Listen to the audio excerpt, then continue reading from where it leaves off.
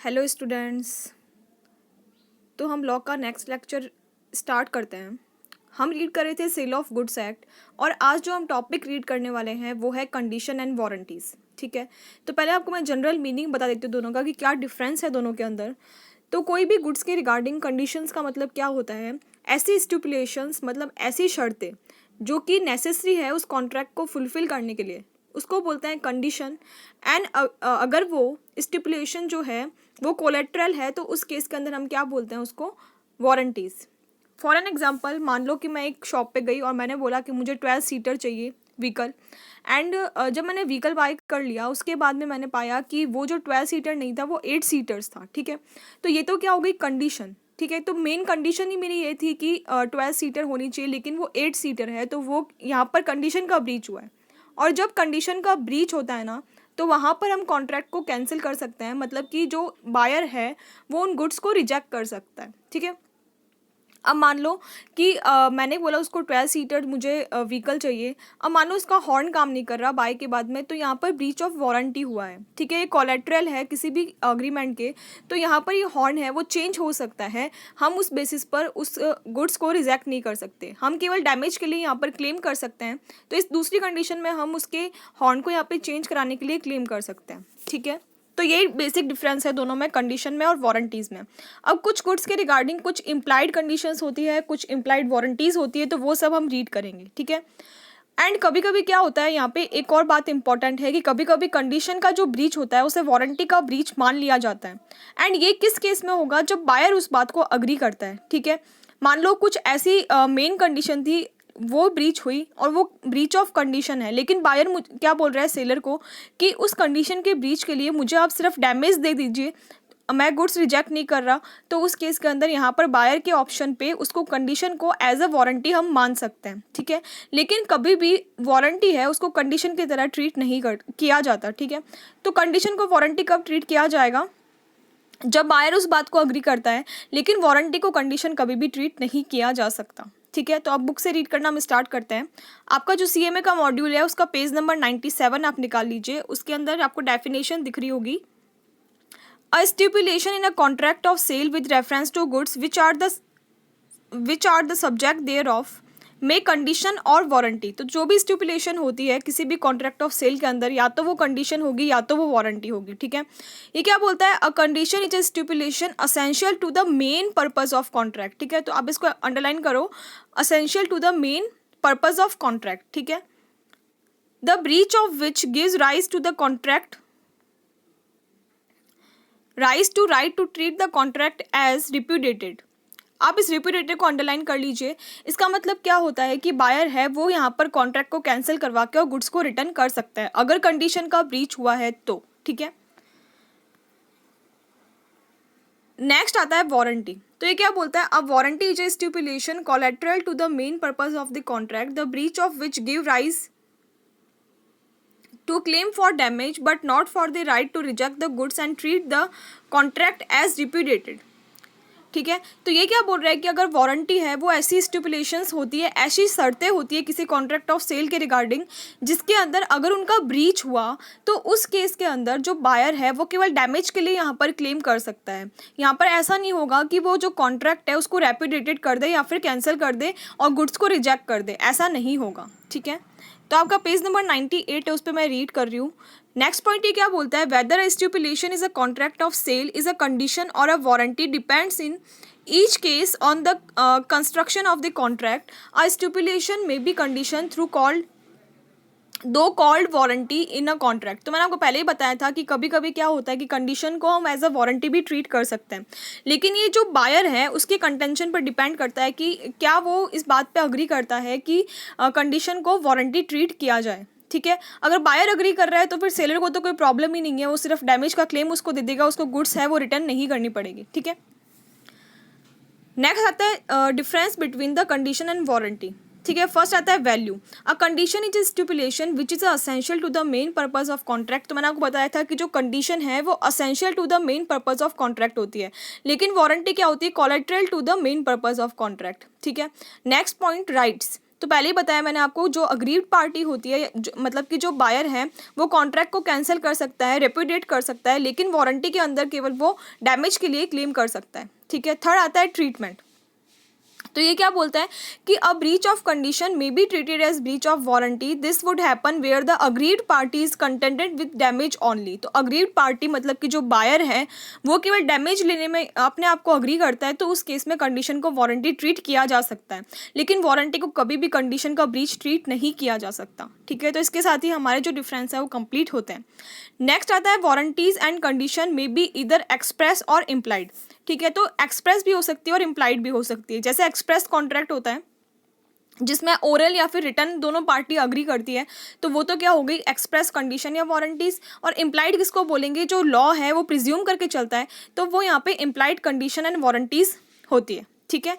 अब लॉ के अंदर ऐसी कौन सी इम्प्लाइड कंडीशंस है और ऐसी कौन सी इम्प्लाइड वारंटीज है, अब हम वो रीड करेंगे। ठीक है। सबसे पहले आता है type of implied condition and implied warranties. सबसे पहले हम रीड करेंगे type of implied condition. Type of implied condition section 14 से लेके 17 तक सेल ऑफ गुड्स एक्ट के जो है उसमें दी गई है। अब इसकी पूरी एक लिस्ट दे रखी है, हम एक एक को रीड करना स्टार्ट करते हैं। फर्स्ट ये बोलता है कंडीशन एज टू टाइटल। इसका मतलब क्या है कि किसी भी कॉन्ट्रैक्ट ऑफ सेल के अंदर ये इम्प्लाइड कंडीशन होती है कि उस गुड्स का जो टाइटल है वो सेलर के पास में है। मतलब जो सेलर का टाइटल है वो डिफेक्टिव नहीं है। ऐसा नहीं है कि टाइटल किसी और का है या फिर ओनरशिप किसी और की है और गुड्स को सोल्ड कर दे बायर को। ठीक है। अगर ऐसा कुछ हुआ है तो जो बायर है वो सेलर पे स्यू कर सकता है उसके रिगार्डिंग प्राइस के लिए या फिर गुड्स को चेंज करने के लिए। ठीक है। तो ये क्या बोलता है, in every contract of sale there is a implied condition that seller has right to sell the goods. ठीक है।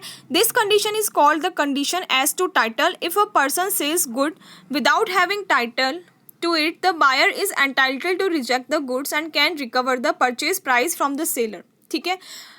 तो आई होप आपको ये समझ में आया होगा। अब आपके पेज नंबर 99 पे आ जाइए आप। उसमें क्या बोलता है, कंडीशन एज टू डिस्क्रिप्शन। इसका मतलब क्या है कि जैसे ऐसा डिस्क्रिप्शन में लिखा हुआ है वैसी ही गुड्स होनी चाहिए। अगर डिस्क्रिप्शन के अंदर लिखी हुई गुड्स से अलग कुछ गुड्स सेलर सोल्ड करता है तो उस केस में जो बायर है वो ब्रीच ऑफ कॉन्ट्रैक्ट यहाँ पर कर सकता है। तो ये क्या बोलता है, where goods are sold by the description there is a implied condition that the goods are correspond with the description. If they are not, then buyer may reject them or accept them and claim damages. तो ये क्या बोल रहा है कि अगर description के according goods नहीं है तो बायर क्या कर सकता है, उनको रिजेक्ट कर सकता है। लेकिन अगर चाहे तो बायर की चॉइस है ये कि अगर वो चाहे तो उसके लिए डैमेज क्लेम कर सकता है। मतलब डैमेज लेके अगर वो सेटिस्फाइड हो रहा है तो उस केस में हम क्या करेंगे, यहाँ पे कंडीशन को वारंटी ट्रीट कर लेंगे, लेकिन ये बायर पर डिपेंड करता है। अदरवाइज बायर उसको रिटर्न भी कर सकता है। ठीक है। तो यहाँ पे एक एग्जाम्पल लिख रखा है, A wants to sell his typewriter, he says to be an intending buyer who has not been the sorry A wants to sell his typewriter. He says to be an intending buyer who has not seen the machine that it is a brand new machine. ठीक है। B agrees to purchase it. On delivery B finds that machine is old and repaired. ठीक है। तो ये क्या बोल रहा है कि ए ने बी को एक टाइपराइटर सोल्ड किया एंड डिस्क्रिप्शन में उसने बोला कि ये जो है वो ब्रांड न्यू मशीन है और बी ने उस मशीन को देखा नहीं था, लेकिन आफ्टर सेल बायर को ये पता लगा कि ये जो मशीन थी वो ओल्ड मशीन थी और रिपेयर्ड मशीन थी। तो उस केस में यहाँ पर कंडीशन का ब्रीच हुआ क्योंकि वो डिस्क्रिप्शन के अकॉर्डिंग नहीं थी। तो जो बी है वो यहाँ पर इस कॉन्ट्रैक्ट को कैंसिल कर सकता है, लेकिन अगर वो कंडीशन को एज अ वारंटी ट्रीट करना चाहता है तो वो सिर्फ डैमेज के लिए यहाँ पर क्लेम कर सकता है। ये बायर पे डिपेंड करता है। ठीक है। नेक्स्ट आता है कंडीशन एज टू सैंपल।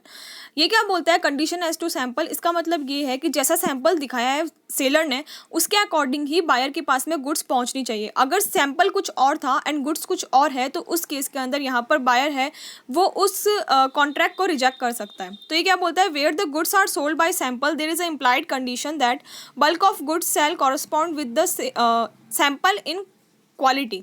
तो सैंपल की क्वालिटी जैसी थी वैसे ही जो गुड्स है उसकी क्वालिटी होनी चाहिए, ये इम्प्लाइड कंडीशन होती है। That the buyer shall have a reasonable opportunity to comparing the bulk with the sample and that goods shall be free from any latent defects. ठीक है। Defects which are not discoverable and reasonable on the examination, तो ये क्या बोल रहा है, पहली बात तो ये कि सेलर ने जैसा सैंपल दिखाया है उसी क्वालिटी की गुड्स है वो बायर को उसे सेल करनी चाहिए, ठीक है। तो बायर के पास में ये रीजनेबल अपॉर्चुनिटी होती है कि वो सैंपल को कंपेयर कर सके उसकी गुड्स से। अगर उसको लगता है कि क्वालिटी दोनों की डिफरेंट है तो उस केस में वो सेलर पे शू कर सकता है, ठीक है। नेक्स्ट पॉइंट ये बोलता है कि उसमें कोई भी लेटेंट डिफेक्ट, जो कि लेटेंट डिफेक्ट का मतलब ऐसे डिफेक्ट्स होते हैं जो देखने से पता नहीं लगते लेकिन आफ्टर यूज़ उसको पता लग रहे हैं, तो ऐसे डिफेक्ट्स नहीं होने चाहिए, ये भी एक इम्प्लाइड कंडीशन होती है, ठीक है। नेक्स्ट ये बोलता है condition as to description and sample.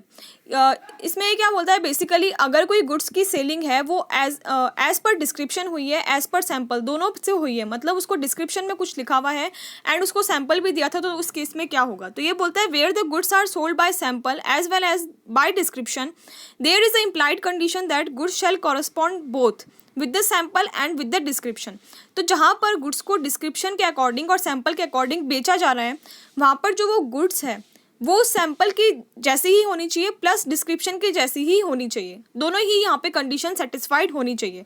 If the goods supplied correspond only with the sample and not with the description और वाइज वर्सा, मतलब ये क्या बोल रहा है कि अगर जो गुड्स सेल की वो या तो सैंपल के अकॉर्डिंग नहीं है या फिर डिस्क्रिप्शन के अकॉर्डिंग नहीं है, दोनों ही केसेस के अंदर बायर है वो रिजेक्ट कर सकता है गुड्स को, ठीक है। यहाँ पे आपको एक एग्जाम्पल दे रखा है, वो हम रीड करते हैं। ये क्या बोलता है, a seller undertakes to supply the 100 tons of Java sugar warranted to be equal to the sample, ठीक है।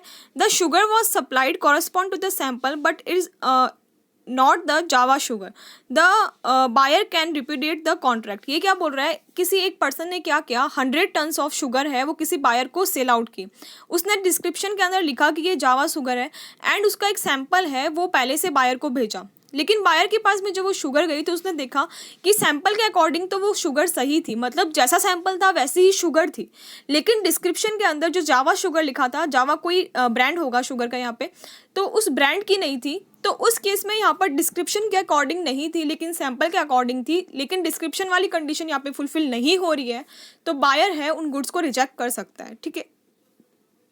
नेक्स्ट ये बोलता है कंडीशन एज टू फिटनेस और क्वालिटी। अब यहाँ पर आपने एक कॉन्सेप्ट पढ़ा था कैविट एम्प्टर, जिसमें हमने पढ़ा था कि बायर है उसको अवेयर रहना चाहिए फिटनेस के रिगार्डिंग, क्वालिटी के रिगार्डिंग। यहाँ पर सेलर की कोई रिस्पॉन्सिबिलिटी नहीं होगी अगर उसकी फिटनेस का मतलब क्या है, जैसे मैंने आपको एक एग्जांपल दिया था कि अगर उसको रेसिंग वाली बाइक चाहिए थी तो अगर वो वैसी नहीं निकली तो उस केस में यहाँ पर बायर की रिस्पॉन्सिबिलिटी होगी, लेकिन कुछ केसेस के अंदर सेलर उसके लिए रिस्पॉन्सिबल होगा, वो भी हमने डिस्कस किए थे, ठीक है। तो वही वाला पॉइंट है, हम वापस से इसको डिस्कस कर लेते हैं। ये क्या बोलता है, as a general rule in a contract of sale there is a no implied condition as to quality और fitness of the article for the particular purpose, ठीक है। इम्प्लाइड कंडीशन नहीं होती है ये, it is the buyer's duty to select the goods of his requirement. तो ये buyer की ड्यूटी है कि वो अपनी एज पर रिक्वायरमेंट्स गुड्स को सेलेक्ट करे।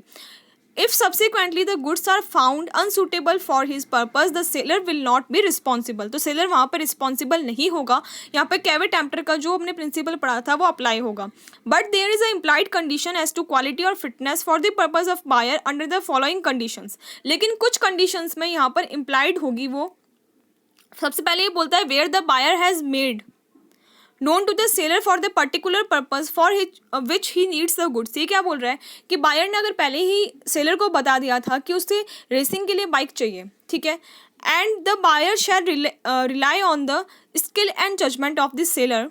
तो यहाँ पर अगर बायर ने क्या किया, पहले तो अपना पर्पस है वो सेलर को बताया कि मुझे किस पर्पस से वो गुड्स चाहिए, एंड सेलर की स्किल जजमेंट पे उसने रिलाई कर लिया, और उसके बाद में अगर वो गुड्स वैसी नहीं निकलती है तो उस कंडीशन में यहाँ पे सेलर रिस्पॉन्सिबल होगा, ठीक है। नेक्स्ट ये बोलता है where the consent of buyer was obtain by seller by fraud और मिस रिप्रेजेंटेशन, ठीक है। तो यहाँ पर अगर ये बोल रहा है कि जो सेलर है उसके साथ में कुछ सेलर ने बायर के साथ में कुछ फ्रॉड किया या मिस रिप्रेजेंटेशन किया है, मतलब सैंपल कुछ और दिखाया बेचा कुछ और है, या डिस्क्रिप्शन में कुछ और लिखा है और बेचा कुछ और है, तो उस केस के अंदर यहाँ पर सेलर रिस्पॉन्सिबल होगा, ठीक है। नेक्स्ट पॉइंट ये बोलता है condition as to merchantability. Merchantability का मतलब होता है एक्सेप्टेबिलिटी इन द मार्केट। ये जो टर्म है हम पहले भी डिस्कस कर चुके हैं, मतलब वो रीसेलेबल होनी चाहिए, गुड्स ऐसी होनी चाहिए जिसको हम रीसेल कर सके, ठीक है, और वो मार्केट में एक्सेप्ट हो सके, ठीक है। तो ये क्या बोलता है mercantability means the acceptability in the market in the contract of sale. There is an implied condition that goods purchased are of merchantable quality. ठीक है, अब ये क्या बोल रहा है, a watch that will not keep time and a pen that will not write can not be regarded as merchantable. मतलब क्या है कि अगर कोई वॉच है वो परचेज की लेकिन वो टाइम सही नहीं बता रही, या फिर जो पेन है वो हमने परचेज किया लेकिन वो चल नहीं रहा, तो उस केस के अंदर वो मर्केंटेबल क्वालिटी के नहीं है. यहाँ पर सेलर है वो उसके लिए रिस्पॉन्सिबल होगा. ठीक है, नेक्स्ट ये बोलता है कंडीशन एज टू होलसमनेस. ठीक है, ये क्या बोलता है कि जो भी ह्यूमन कंजप्शन के जो प्रोडक्ट होते हैं उनमें होलसमनेस होनी चाहिए, मतलब हेल्दीनेस होनी चाहिए, वो हेल्दी होनी चाहिए.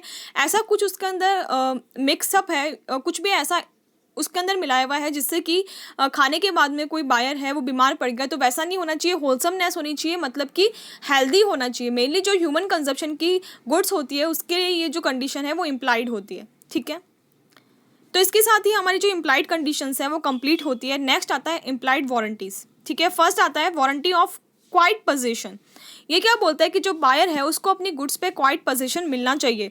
मतलब ऐसा नहीं है कि गुड्स उसने बाय कर ली उसके बाद आके कोई उसको डिस्टर्ब कर रहा है, उसको बोल रहा है कि ये गुड्स तुमने जो परचेज किया है उस पर सेलर का राइट नहीं था, सॉरी टाइटल नहीं था, सेलर का ओनरशिप नहीं थी, मेरी ओनरशिप थी. तो ऐसा इस टाइप का कुछ डिस्टर्बेंस उसके अंदर क्रिएट नहीं होना चाहिए. ठीक है, तो ये इम्प्लाइड वारंटी होती है. ठीक है, तो ये क्या बोलता है, in a contract of sale there is a implied warranty that the buyer shall have enjoy the quiet position of the goods. In case buyer in any way disturb he has a right to sue the seller for the damage. तो damage के लिए seller से claim कर सकता है अगर उसको कुछ डिस्टर्बेंस हुआ तो. Such a situation arise when the seller's title is defective. ठीक है, अगर मान लो कि सेलर का टाइटल डिफेक्टिव था, ठीक है, एंड उसको क्वाइट पोजीशन नहीं मिलता है, तो उस केस में वो डैमेज के लिए क्लेम कर सकता है. लेकिन लास्ट में ये साबित हो गया कि सेलर के पास उसका टाइटल ही नहीं था, तो वो यहाँ पे फर्स्ट पॉइंट के अंदर कवर हो जाएगा कंडीशन एज टू टाइटल में, और वो गुड्स को रिजेक्ट कर सकता है एंड प्राइस के लिए क्लेम कर सकता है. ठीक है, नेक्स्ट आता है warranty of freedom from the encumbrances. Encumbrances क्या होता है, थर्ड पार्टी चार्ज होना. मतलब क्या था कि हो सकता है कि जो सेलर ने बायर को प्रॉपर्टी सेल आउट की है वो पहले से कहीं पे गिरवी रखी हुई थी, तो ऐसा नहीं होना चाहिए, किसी थर्ड पार्टी का उस पर कोई भी चार्ज नहीं होना चाहिए. अगर ऐसा कुछ चार्ज था तो इस केस के अंदर जो सेलर है वो क्या कर, सॉरी बायर है वो शू कर सकता है डैमेजेस के लिए. ठीक है, नेक्स्ट आता है वारंटी एज टू फिटनेस. ठीक है, तो ये क्या बोलता है, N implied warranty or condition as to quality fitness for a particular purpose may be annexed by the use of trade. use of trade का मतलब मैंने आपको पहले ही बताया था कि जो ट्रेड है उसमें नॉर्मली एक्सेप्टेबल जो चीज़ें होती है, मान लो जो फास्ट ट्रैक की गाड़ी है तो ब्रांडेड हम किस लिए परचेज करते हैं, ताकि हमें अच्छा उसका रिजल्ट मिल सके, इसीलिए हम इतने पैसे लगाते हैं. ठीक है, तो यूज़ ऑफ ट्रेड से अगर वैसी नहीं है, यूज़ ऑफ ट्रेड के अकॉर्डिंग वो नहीं है, तो उस केस में यहाँ पे इम्प्लाइड वारंटी होती है फिटनेस की, और जो बायर है वो सेलर पे यहाँ पे डैमेज के लिए शू कर सकता है. ठीक है, नेक्स्ट आता है warranty of disclosing the dangerous nature of goods to the ignorant buyer. तो यहाँ पर अगर कोई डेंजरस चीज़ें हैं, मान लो कोई बैटरी है, मतलब उसको इतना हो सकता है उसका कोई टाइम पीरियड है कि इतना अगर टाइम पीरियड से ज़्यादा चार्ज अगर उसको किया तो वो है बैटरी है वो फट जाएगी, ब्लास्ट हो जाएगा. तो इस तरीके की अगर कोई डेंजरस चीज़ें हैं तो वो सेलर को क्या करना चाहिए, बायर को पहले से एक्सप्लेन करना चाहिए. सेलर को हमेशा ये मान के चलना पड़ेगा कि जो बायर है वो इग्नोरेंट टाइप का है, उसको सारी जो उसकी हार्मफुल चीज़ें जिससे डेंजर क्रिएट हो सकता है वो उससे बायर को पहले से एक्सप्लेन करनी चाहिए. अगर उसने बायर को एक्सप्लेन नहीं की एंड बायर को उसकी वजह से कोई रिस्क हुई या कुछ नुकसान हो गया तो बायर उसके लिए यहाँ पर क्लेम कर सकता है. ठीक है, डैमेज के लिए क्लेम कर सकता है. तो इसके साथ ही हमारा आज का टॉपिक है वो कंप्लीट होता है. आई होप आपको समझ में आया होगा. Thank you.